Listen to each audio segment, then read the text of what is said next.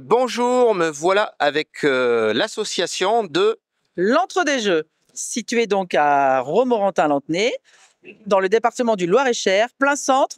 Alors surtout entre le zoo de Beauval et le château de Chambord, pour vous bien que vous situez le lieu. Donc vous pouvez venir nous retrouver les dimanches après-midi de 15h à 19h, donc 36 rue du Lys à Romorantin, l'ancienne ludothèque, hein, une petite maison qui nous est attribuée par la ville et où on fait du jeu dans différents pôles au niveau de l'association, donc sur bien sûr d'autres journées dans la semaine que le dimanche. Ok, donc vous êtes la présidente de l'association. Tout à fait. Depuis quelques années, j'ai repris la présidence de cette association qui a été créée par Ludovic, qui est juste à votre gauche. Voilà. Bonjour à toi. Bonjour. Alors, on va reparler un peu des pôles que vous faites. Oui. Et après, je reviendrai à la fin vers l'ancien président qui aura des infos sur comment ça s'est créé. Qui c'est qui s'occupe du pôle de figurines? Eh bien. Alors, bonjour. Bonjour. Vous faites quoi en jeu de figurines? Alors, on fait essentiellement, jusqu'à maintenant, on faisait essentiellement du Warhammer 40 000. On a Blood Bowl qui a pris pas mal de place les 2 dernières années. On a fait des ligues qui ont très bien fonctionné. Et là, depuis cet été, on se lance dans la nouvelle édition d'AOS, dans The Old World. Et on a un joueur qui aimerait développer le Seigneur des Anneaux. Donc, en fait, on fait un peu de tout, quoi. Mais vous faites aussi du 9e âge? Non, on ne fait pas de 9e âge. Par contre, vous ne faites pas de 9e âge? Ok. Non, on n'en fait pas. Et en jeu de société, qu'est-ce que vous faites? Alors, en jeu de société, on a du jeu, comme est présenté aujourd'hui, du jeu de cartes, d'affrontement, mais on a aussi beaucoup de jeux dits d'experts, du jeu d'ambiance, donc on va du Splendor au Skyjo, à du Doggerland, à du Ark Nova, voilà, j'en passais des meilleurs, quoi. Enfin, on est vraiment sur les derniers jeux sortis, surtout. Voilà. Ok. Et vous faites aussi du Magic?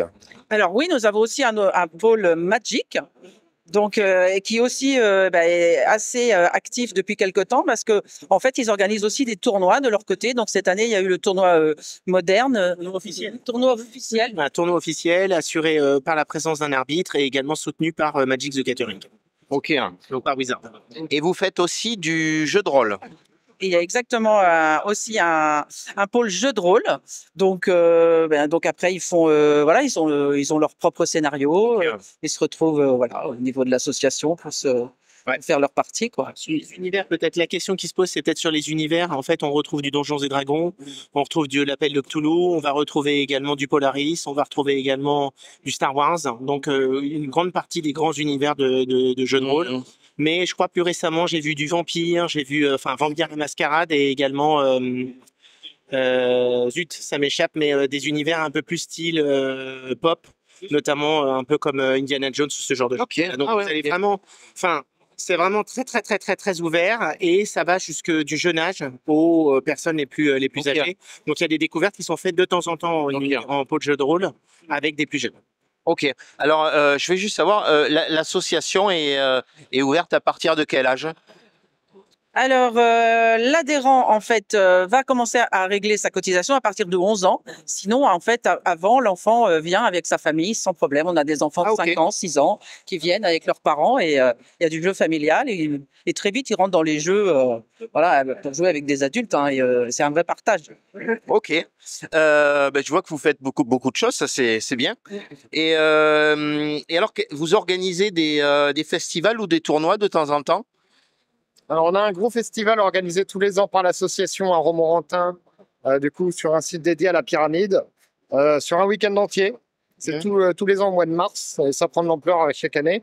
Et pareil, on divise l'emplacement par plusieurs pôles. Donc, il y a du jeu de rôle, il y a du jeu de figurines, il y a des jeux, de société, des jeux de cartes. Et on en profite pour faire venir des éditeurs et surtout des créateurs. Surtout des créateurs. Voilà, des jeunes créateurs ou des gens qui veulent faire découvrir leur jeu. On les fait venir à cette occasion, ils peuvent le soumettre du coup, à la communauté de joueurs. Et certains d'entre eux ont déjà été édités du coup, en passant par ce biais. Voilà. Alors, après, on va revenir dessus, mais je ne sais pas si on a parlé, vous faites aussi de la peinture sur figurine. Hein?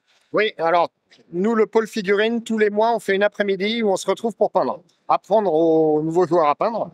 Les autres se perfectionnent et papotent en peignant tout l'après-midi ou en faisant des décors. Ok. Ok, bah c'est cool ça. Donc le festival vous faites c'est quand dans l'année? C'est au mois de mars. Au mois de mars. Tous les ans, au mois de mars. Et il s'appelle comment? Le festival Envie de jeu. Envie de jeu. Ok. Donc et vous avez fait, vous m'avez dit, il y a eu beaucoup de monde. On a fait une première édition en 2015 hein, qui s'était organisée sur l'île plage à Saint-Aignan, vraiment juste à côté du zoo de Beauval. Okay. Et on a réédité en fait cette session en 2022. Et donc depuis 2022, en fait, l'édition du festival est repartie en fait chaque année. Donc là, on réitère. Ok. Et vous êtes l'ancien président de l'association. Alors moi, je suis le président et le créateur de l'association, puisque en 2013, quand je suis arrivé à Romorantin, en fait, il se trouvait qu'il y avait un festival de jeux qui était organisé, qui était plutôt un grand salon en fait de l'univers du jeu qui était organisé par la CAF. Et ce qui me manquait, c'était vraiment une association qui était capable de réunir tous les univers de jeux que j'adorais en fait. Et avec lesquels je jouais au quotidien. Donc que ce soit Magic, que ce soit les jeux de rôle, que ce soit les jeux de figues en l'occurrence, mais c'est de la faute à lui. Puisqu'en fait, ça fait plus de 30 ans qu'on se connaît et c'est lui qui m'a initié finalement à une grande partie de ces univers. Et quand je suis arrivé à Romo, je me suis dit, bon, on recommence. Il faut absolument qu'on ait un espace qui permette de faire découvrir tout ça. Ok, donc alors je comprends bien, vous êtes la nouvelle présidente et vous êtes l'ancien président, c'est bien ça? Tout à fait. Ok. Et oui, depuis combien de temps elle existe l'association? 10 ans, c'est ça? Depuis 10 ans, oui, 10 tout ans. à fait. Ok. Est-ce qu'on a fait à peu près le tour? Oui. Alors peut-être le truc que je voudrais savoir, c'est si par exemple... alors pour les jeux de société, comment ça se passe quelqu'un qui veut venir jouer pour la première fois? Pour la première fois, de toute façon, il va trouver notre contact sur le site ou sur Facebook. Ouais, je vais mettre en lien. Voilà, et donc il va venir un dimanche de 15h à 19h, une fois, deux fois, puis après, je pense qu'il pourra plus se passer de venir. Ouais. C'est ça, en fait. Ça va, il arrive comme ça souvent. Hein. Il va se prendre au jeu. C'est ça, c'est le cas de le dire. Et pour le jeu de figurines, ça se passe comment? Alors, s'il y a quelqu'un qui veut jouer, comment il fait pour... est-ce qu'il vient directement ou est-ce qu'il vous contacte? Alors, le plus simple, c'est de nous contacter parce que nous, on joue rarement le dimanche après-midi. Les joueurs de jeux de plateau, ils font trop de bruit. Donc, nous, il nous faut du calme. Donc, on joue plus le samedi ou d'autres jours dans la semaine où on privatise les lieux que pour nous. Donc, le plus simple, c'est de nous contacter. Il y a une adresse mail générique qui est renvoyée ensuite. Moi, je prends contact avec la personne et puis on va pouvoir un moment pour se voir et puis voilà. Ok. Pour organiser un truc. Et est-ce qu'on a fait le tour à peu près? Oui, je pense que vous allez tout mettre en lien. Je mettrai les liens. Après, il y a des créateurs de jeux, vous vouliez en parler un peu tout à l'heure, qui ont été connus par ici dans le coin? Oui, alors nous, on a la chance d'avoir eu des créateurs qui sont venus nous faire découvrir leurs jeux et on est plutôt content de se rendre compte que ces créateurs-là, aujourd'hui, ils sont leurs propres éditeurs, mais en plus de ça, ça marche. C'est-à-dire qu'ils sont présents dans de grands festivals et aujourd'hui leur jeu est connu partout en France. Alors, qui c'est que vous avez comme créateur Les éditions Paria, en l'occurrence, avec l'Ordre de Veillel. Voilà. Donc, ça vient de Romorantin, ce coup-là. On a Aurélien Martin avec son jeu Imiki qui a été édité par Rubin Red Games. Donc, on est assez fiers aussi et content pour lui parce qu'il est de l'association et il est créateur. Donc là, on est très fiers en fait d'offrir un espace qui permette aux créateurs de pouvoir profiter quand même d'une centaine de joueurs aujourd'hui pour pouvoir justement tester, essayer, perfectionner leur jeu et ensuite de pouvoir le présenter auprès de, on va dire, d'éditeurs. Et en l'occurrence, même de voir même avec Mireille, puisque aujourd'hui, Mireille elle est en contact avec plein d'éditeurs dans le cadre de l'organisation du Festival Envie de Jeu. Donc c'est aussi une porte d'entrée pour ces créateurs, notamment pour faciliter le processus de rencontre et d'échange. Alors moi j'ai eu la chance de connaître deux créateurs, voilà, donc Frédéric Condette et